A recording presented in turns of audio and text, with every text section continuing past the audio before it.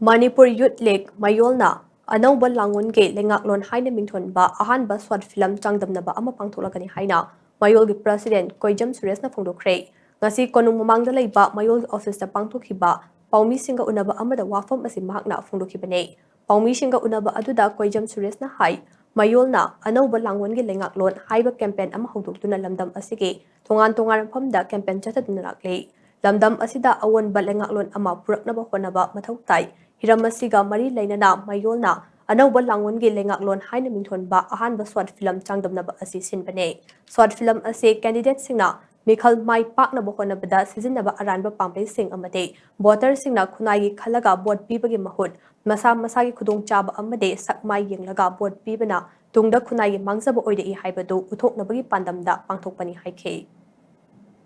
Candidate singna vote kananaba honabada sizinariba aranba pampai sing amasung tauriba tawhidaba thabuk sing uthokpa anisubada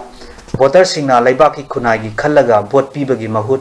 masa masagi lanai atongba amadi sakmai yenglaga vote pibana tungda laibaki khunai gi oina mangjarakpa sing uthokpa ahumsubada voter singna masa masagi lanai gi amasung sakmai yenglaga vote pibagi mahutta laibaki khunai gi khallaga vote piduna matik chaba candidate sing khanbana tungda laibaki khunai gi afaba purakpa sing uthokpa haina thema humchi thamjabani haiba competition asigi form asi hayengdagi thajaba hauragani amadi last date of form submission na lakliba 31st May 2026 ki pung manga phawbo pung manga phawbada thajan bigadabani